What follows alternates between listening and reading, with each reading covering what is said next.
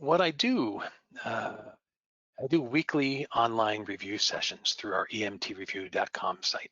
And what this presentation is tonight is kind of like some of my favorite things and students' favorite things that we do in these review sessions. And one of the things I came across, I just tried one day and people loved it. It's called What You See, What Does It Mean? And I want to teach you by doing this a different way to look at National Registry questions. I want you to read the question. I want you to look at what you see and then figure out what it means. Even before, even before you look at the choices. Like I said, I read every question twice, and I believe that made a very big difference. So let's break this down. Let's try one. The 7-year-old male was struck in his left chest with a baseball bat. He complains of pain to the area, and you observe a large red mark. He has equal chest wall expansion and his neck veins are flat. You auscultate rails on the left side of his chest. You should suspect. All right, so you look at this question, and I think again, read it a couple times and say, what's important here? Why does this question put this material here for me to see? Because the National Registry gives you zero fluff. They only put in stuff that has to do with this scenario. Never it was a dark and stormy night kind of question, right?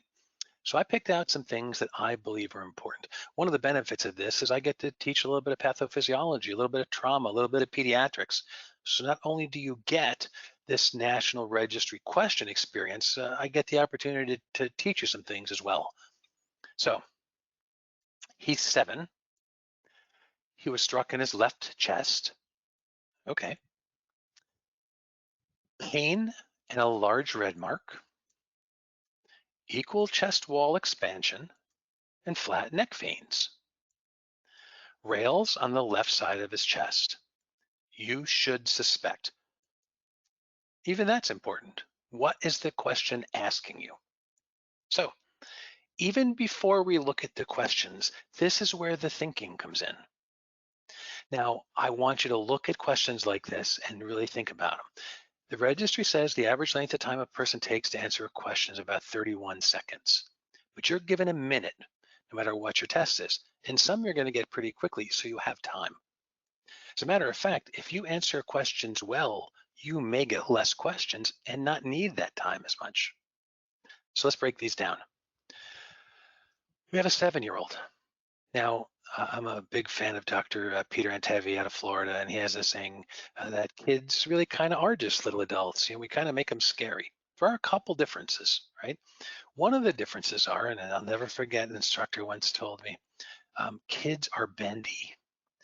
So what that means is that on top of vital signs that might be different, the fact is that this kid may have some serious chest trauma without external trauma.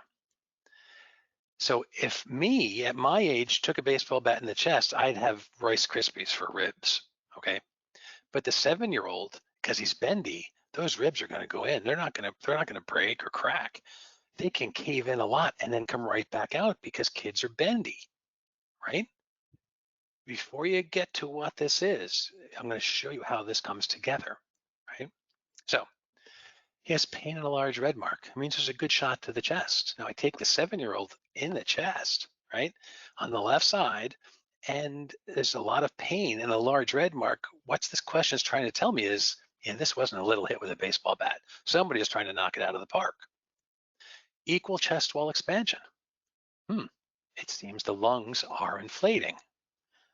Now, can we say that we rule out a pneumothorax from this? Well, I think that's kind of where it's going, right? Take a trauma patient. I like to put my hands right across the rib cage, put my thumbs near their xiphoid process and see if both of my hands move out evenly, right? And if that happens, I think, gee, it looks like both lungs are inflating.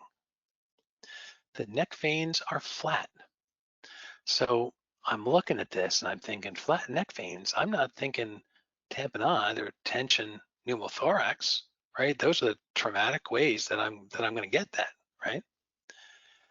Rails are on the left side of the chest. So there's fluid present in the lungs. but it's only on one side, the side he got hit on. And you should suspect it wants to know, what do you think he has? Now, did you find all those things when you read this question? If you didn't, this may be why. If I find people that have come back, I've had people 3, 4, 5, 6 or more times taking the National Registry. And boy, we work really hard to get people through. We've had some pretty good luck, right? So now let's look at the choices. Is it tamponade or tension pneumothorax? No, because there's flat neck veins. We saw that. Congestive heart failure. Rails. Ooh, so this is what they do. The registry makes things choosable. This is not trickery. Right? The registry makes things choosable. But if you focus on the wrong words, right? First of all, this is trauma, and he is 7. The chances of him having congestive heart failure is pretty slim, but the rails are only on one side. He's got a pulmonary contusion on the left side of his chest, his left lung. Right? He's bleeding in there, so his neck veins are flat, and it matches with a baseball bat and the rails that you get on that one side. This is how you need to read and interpret a national registry question, and take the time to be able to put all that together.